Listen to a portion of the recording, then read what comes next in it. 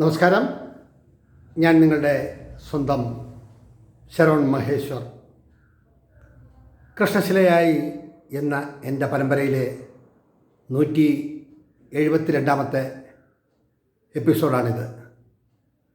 ഇന്ന് ഞാൻ നിങ്ങളോട് പറയുന്നത് പ്രശസ്ത ഗായകനും നടനും ഒക്കെയായ സർവശ്രീ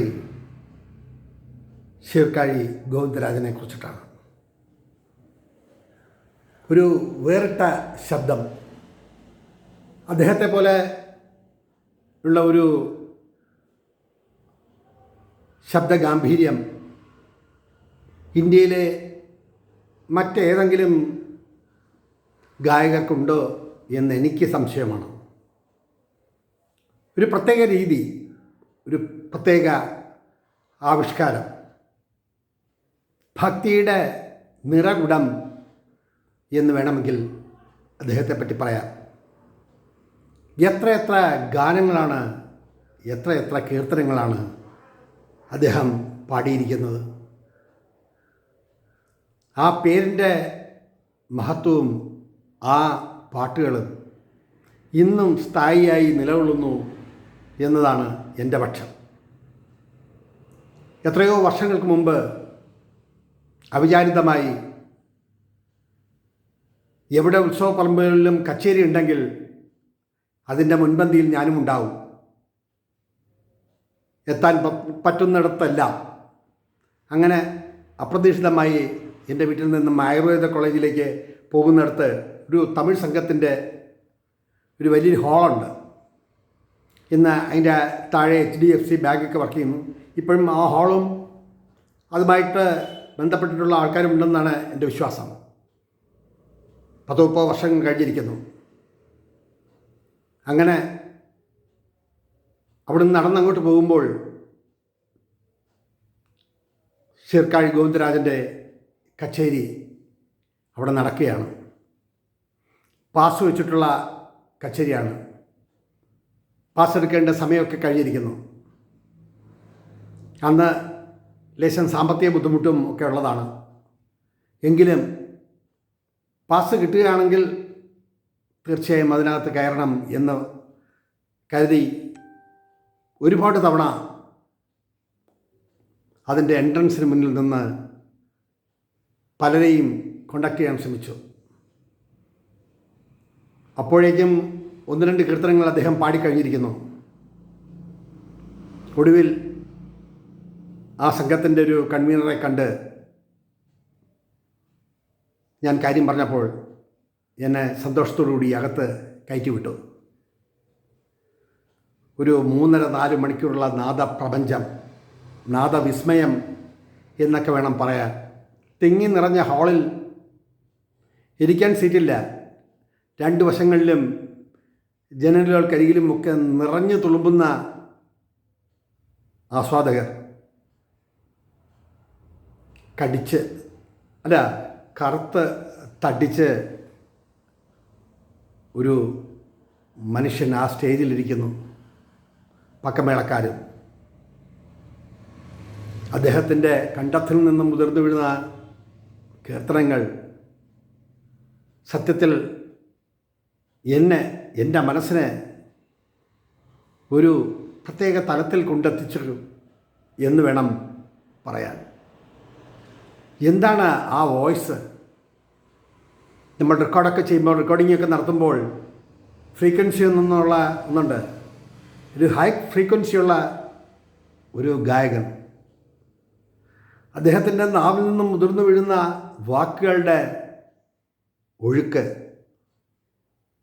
നീയല്ല ദൈവമില്ലേ, ഉനക്ക് നീയേ നീ വാഴും ദൈവം മുരുക മുരുക. ആ പാട്ട് പാടുമ്പോൾ സർവശക്തനായ സാക്ഷാൽ ഭഗവാൻ മുരുകൻ ഇറങ്ങി വരും എന്ന് നമുക്ക് തോന്നും. ഞാനൊന്ന് ജസ്റ്റ് മൂളിയെന്നേ ഉള്ളൂ, ഞാൻ ഗായകനൊന്നുമല്ലല്ലോ. എങ്കിലും ഓരോ കീർത്തനങ്ങളും അദ്ദേഹത്തിൻ്റെ നാവിൽ നിന്ന് ഉതിർന്ന് വീഴുമ്പോൾ നമുക്ക് എന്താണ് പറയുക? നൂറുകണക്കിന് ഗായകരുടെ കച്ചേരികൾ കേട്ടിട്ടുണ്ടെങ്കിലും ഇദ്ദേഹത്തിൻ്റെ കച്ചേരി ഇന്നും മനസ്സിനെ ഒരു തലത്തിൽ കൊണ്ടെത്തിക്കുന്നു എന്ന് വേണം പറയാൻ. ഇപ്പോഴും അദ്ദേഹത്തിൻ്റെ കീർത്തനങ്ങൾ ഞാൻ കേൾക്കാറുണ്ട്. എങ്ങനെ കഴിയുന്നു ഈ നാദപ്രപഞ്ചം സൃഷ്ടിക്കാൻ? ഗായകൻ എന്നതിലും ഉപരി നല്ലൊരു അഭിനേതാവും കൂടിയാണ് അദ്ദേഹം. എത്രയോ ചിത്രങ്ങളിൽ അദ്ദേഹം അഭിനയിച്ചിരിക്കുന്നു. ക്യാമറയുടെ വശ്യത, ക്യാമറയുടെ മുന്നിൽ അദ്ദേഹത്തിൻ്റെ മികവ് പുലർത്തുന്ന അഭിനയം നമ്മൾ കണ്ണു നിറയെ കണ്ടിരിക്കും. ഒരു 3-3.5 മണിക്കൂർ നേരത്തെ കച്ചേരി മുഴുവനും കേട്ടിട്ട് ആ സ്റ്റേജിന് പിന്നിൽ ഞാൻ നിന്നു. അദ്ദേഹവുമായി ഒരു ഫോട്ടോ എടുക്കാനും അദ്ദേഹത്തെ കൊണ്ടൊരു ഓട്ടോഗ്രാഫ് എഴുതി വാങ്ങാനും. പക്ഷെ സാധിച്ചില്ല എന്നതാണ് പരമാർത്ഥം. ഓട്ടോഗ്രാഫ് കിട്ടി, ഫോട്ടോ എടുക്കാൻ കഴിഞ്ഞില്ല. പ്രോഗ്രാമെല്ലാം കഴിഞ്ഞ് പുറത്തേക്ക് ഇറങ്ങുമ്പോൾ ഞാൻ പറഞ്ഞു, സർ, അങ്ങയുടെ പാട്ടുകൾ മനസ്സിനെ വല്ലാതെ സ്വാധീനിച്ചു എന്ന് പറഞ്ഞപ്പോൾ ഒന്ന് ഉറക്കെ ചിരിച്ചിട്ട് ചോദിച്ചു, എന്നോട് പാട്ട് പിടിച്ചിരിക്കുക? ഞാനിങ്ങനെ തലയാട്ടി. ശരിക്കും എൻ്റെ തോളിൽ തട്ടി ഒരു 1-2 മിനിറ്റ് സംസാരിച്ചപ്പോൾ ജനങ്ങൾ കൊണ്ട് അദ്ദേഹത്തെ മൂടുകയാണ്. അവരിൽ നിന്നെല്ലാം മാറി ഞാനൊരു കോണിൽ നിന്നപ്പോൾ ഇടയ്ക്കിടയ്ക്ക് അദ്ദേഹം എന്നെ നോക്കുന്നുണ്ടായിരുന്നു. ദൈവമേ, ദൈവത്തിൻ്റെ ഒരു അപാര സൃഷ്ടി എന്നാണ് എനിക്ക് തോന്നിയത്. കാലത്തിൻ്റെ പരിരക്ഷയും കാലത്തിൻ്റെ നീക്കുപോക്കുകളും എല്ലാം അദ്ദേഹത്തെ തൊട്ട് തലോടിയപ്പോഴും കുറച്ചു കാലം മാത്രം ഈ ഭൂവിൽ തങ്ങി മറഞ്ഞൊരു വിശ്വോത്തര കലാകാരൻ. കുറേ നേരം നിന്നപ്പോൾ അവിടുത്തെ ഒരു സെക്രട്ടറി വന്ന് പറഞ്ഞു, പോകുന്നില്ലേ? ഞാൻ പറഞ്ഞു, അദ്ദേഹവുമായിട്ട് നിന്നൊരു ഫോട്ടോ എടുക്കണമെന്ന് ആഗ്രഹമുണ്ട്. ആകെ ഒരു ക്യാമറാമാനുണ്ട്, അദ്ദേഹം ഓടി നടക്കുകയാണ്. പല പ്രാവശ്യം പറഞ്ഞിട്ടും അദ്ദേഹം എന്നെ ശ്രദ്ധിക്കുന്നേയില്ല. എങ്കിലും നിരാശയോടെയാണെങ്കിലും ഞാൻ കുറേ നേരം അവിടെ നിന്നു. അദ്ദേഹത്തിൻ്റെ വാക്കുകൾ എൻ്റെ മനസ്സിൽ ഒരു നൃത്തം തന്നെ ചെയ്തതുപോലെയുള്ള അനുഭവമായിരുന്നു. അവരോടെല്ലാം സംസാരിച്ച് അദ്ദേഹം വീണ്ടും സ്റ്റേജിൻ്റെ കർട്ടനടുത്ത് നിൽക്കുന്ന എൻ്റെ അടുത്ത് വന്ന് പറഞ്ഞു, ഇനിയും என்னோட ப்ரோக்ராம் இருக்குது நாகர்கோவிலில், വരുമാ എന്ന് ചോദിച്ചപ്പോൾ ഞാനൊന്ന് ചിരിച്ചു. ഒന്നും പ്രതികരിച്ചില്ല.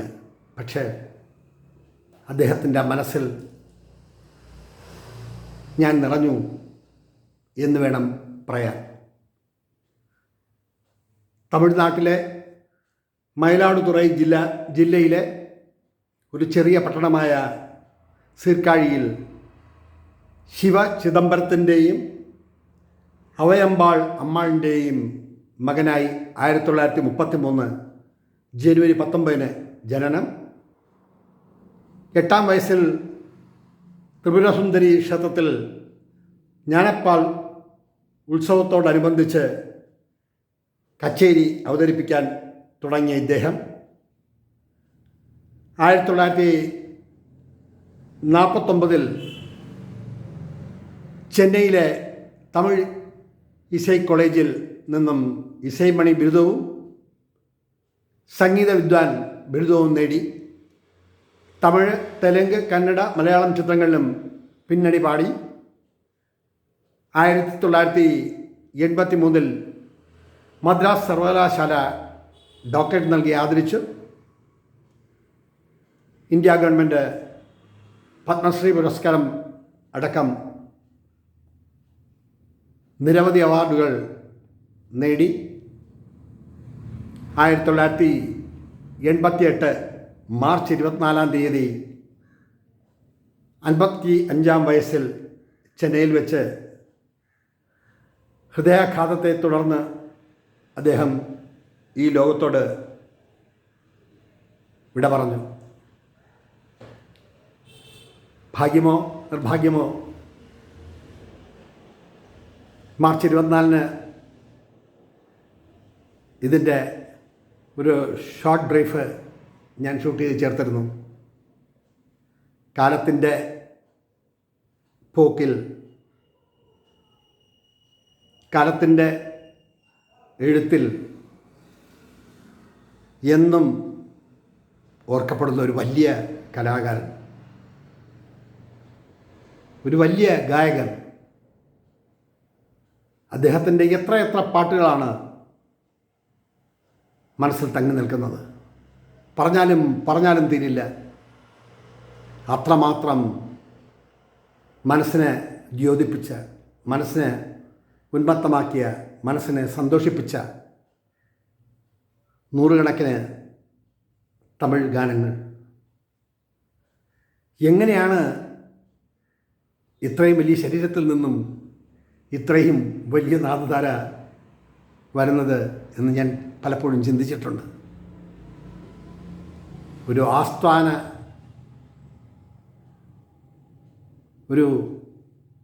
ആസ്ഥാന വിദ്വാൻ എന്ന് അദ്ദേഹത്തെ പറഞ്ഞാൽ അതൊരിക്കലും അതിശയോക്തിയാവില്ല. വിനയത്തിൻ്റെ, സ്നേഹത്തിൻ്റെ ഒരു പ്രതിനിധി തന്നെയാണ് അദ്ദേഹം. ഒരു 10-15 മിനിറ്റ് മാത്രമേ 4-5 വാക്കുകളിലൂടെ അദ്ദേഹവുമായിട്ട് സംവദിക്കാൻ കഴിഞ്ഞുള്ളൂ. പിന്നീട് ഒരിക്കലും ഞാൻ അദ്ദേഹത്തെ കണ്ടിട്ടില്ല. എങ്കിലും നാഗർകോവിലിൽ വെച്ച് എൻ്റെ ഒരു പ്രോഗ്രാമുണ്ട് എന്ന് പറഞ്ഞപ്പോൾ പോകണം എന്ന് മനസ്സിലാഗ്രഹമുണ്ടെങ്കിലും ഞാനൊരു ചിരിയിലൊതുക്കി. അത്രമാത്രം അപാരമായ ഒരു നാദത്തിൻ്റെ ഉടമ അദ്ദേഹം. തമ്പാനൂർ അയ്യപ്പ ക്ഷേത്രത്തിലും അദ്ദേഹത്തിൻ്റെ കച്ചേരി ഉണ്ടായിരുന്നു. അന്ന് നേരിൽ കാണാൻ കഴിഞ്ഞില്ല, കാരണം ഞാനന്ന് വിദേശത്ത് ജോലി തേടിപ്പോയിരുന്നു. ഒരു നികത്താനാവാത്ത നഷ്ടം എന്ന് വേണമെങ്കിൽ പറയാം. പക്ഷേ ആദ്യം കേട്ട ആ കച്ചേരിയുടെ ഈണങ്ങളും ആ ഭാവങ്ങളും എല്ലാം ഒരിക്കലും മറക്കാത്ത രീതിയിൽ ഒരു ചലച്ചിത്ര കാവ്യം പോലെ എൻ്റെ മനസ്സിൽ നിറഞ്ഞു നിൽക്കുന്നു. കാലത്തിലൂടെ കടന്നുപോയെങ്കിലും ഒരു ദിനം ഒരാളെങ്കിലും അദ്ദേഹത്തിൻ്റെ ഗാനങ്ങൾ കേൾക്കുന്നു എന്നതാണ് സന്തോഷം. ഇന്നലെ ഞാൻ എൻ്റെ ഒരു ചെറിയ ചിത്രത്തിന് വേണ്ടി വൈഗതൻ നദിക്കരയിലെ എന്നൊരു തമിഴ് ചിത്രം ചെയ്യണം എന്നുള്ള ആഗ്രഹത്തോടുകൂടി ചെറിയൊരു ബഡ്ജറ്റിൽ പലരോടൊക്കെ സംസാരിച്ച് അതിൻ്റെ പ്രവർത്തനങ്ങളുമായി 4 വർഷമായി ഞാൻ മുന്നോട്ട് പോവുകയാണ്. ലക്ഷ്യസ്ഥാനത്ത് എത്താൻ വേണ്ടിയുള്ള കഠിനവ്രതവും കഠിന ശ്രമവും. അങ്ങനെ കുഴിത്തറ, തമിഴ്നാട്ടിലെ കളിയിക്കാവുള്ള കഴിഞ്ഞ് കുഴിത്തറ എന്ന സ്ഥലത്ത് പോയി കുറച്ച് ലൊക്കേഷൻ ഒക്കെ പോയി നോക്കിക്കണ്ട് മടങ്ങി വരുമ്പോൾ അവിടെ അടുത്തുള്ളൊരു ടീ ഷോപ്പിൽ കയറി ചായ ഓർഡർ ചെയ്ത് ചായ കുടിക്കുമ്പോൾ അവിടുത്തെ പാട്ടുപെട്ടിയിൽ നിന്നും വരുന്നു ഷേർക്കാഴിയുടെ തമിഴ് ഗാനങ്ങൾ. ഒന്ന് ആലോചിച്ച് നോക്കൂ. അദ്ദേഹം ഈ ഭൂമിയിൽ നിന്ന് കടന്നുപോയെങ്കിലും അദ്ദേഹത്തിൻ്റെ പാട്ടുകൾ ഇന്നും ആൾക്കാർ ശ്രവിക്കുന്നു. അപ്പോൾ ഞാൻ ആ കടയിലിരുന്ന് അയാളോട് ചോദിച്ചു, എന്നും ഈ സമയത്ത് ഇദ്ദേഹത്തിൻ്റെ പാട്ടുകൾ ഉണ്ടാവുമോ? അത് ഇപ്പോഴല്ലെങ്കിലും മിക്കവാറും സമയങ്ങളിലെല്ലാം തമിഴ് പാട്ടുകൾ വരുമ്പോൾ ശീർക്കാഴിയുടെ പാട്ടില്ലാണ്ട് ഒരു ദിവസം കടന്നു പോയതായിട്ട് എനിക്ക് ഓർമ്മയില്ല. ചായ അടിക്കുന്ന അദ്ദേഹം ചായ അടിച്ച് ചായ ഒഴിച്ചു തന്ന ശേഷം പറഞ്ഞു, നോക്കൂ, ഇവിടെ ഈ പെട്ടിക്കടയിലിരിക്കുമ്പോഴും അദ്ദേഹത്തിൻ്റെ പാട്ട് കേൾക്കുമ്പോൾ മനസ്സിന് ആനന്ദമാണ്. ആ സമയം ദുഃഖങ്ങളൊന്നും ഉണ്ടാവാറില്ല എന്ന് പറഞ്ഞപ്പോൾ സത്യത്തിൽ മനസ്സിന് ഭയങ്കര ആഹ്ലാദം തോന്നി. അതാണ് ജീവിതം. ലക്ഷോപലക്ഷം ജനങ്ങൾ ഇവിടെ ജനിക്കുന്നു, ലക്ഷോപലക്ഷം ജനങ്ങൾ ഇവിടെ നിന്നും കടന്നു പോകുന്നു. അതിൽ എത്ര പേർ ഓർക്കപ്പെടുന്നു, എത്ര പേർ ഓർമ്മിക്കപ്പെടുന്നു എന്നത് ഒരു വലിയ ചോദ്യം തന്നെയാണ്. നമ്മുടെ മനസ്സിൽ കൊണ്ടു നടക്കുന്ന ഒരാൾ, അദ്ദേഹത്തിൻ്റെ ഗാനങ്ങൾ നമ്മൾ കേൾക്കുമ്പോൾ അനിർവചനീയമായ ഒരു ആനന്ദം നമ്മളിൽ ഉണ്ടാകും. ചായ വളരെ പതുക്കെ കുടിച്ച് അവിടെ നിന്നും വണ്ടിയിൽ കയറി പോകുമ്പോഴും ആ ശബ്ദം എന്നെ പിന്തുടർന്നുകൊണ്ടേയിരുന്നു. കാലത്തിൻ്റെ യവനിക നീക്കിയാലും ഗാനങ്ങളുടെ തന്ത്രികളിൽ അദ്ദേഹത്തിൻ്റെ ഈണവും ലയിച്ചു ചേർന്നിരിക്കും എന്ന് ഞാൻ വിശ്വസിക്കുന്നു. ആ വലിയ മഹാത്മാവിൻ്റെ ഓർമ്മകൾക്ക് മുന്നിൽ പ്രണാമമർപ്പിച്ചുകൊണ്ട് എൻ്റെ വാക്കുകൾ ഉപസംഹരിക്കട്ടെ. നന്ദി, നമസ്കാരം.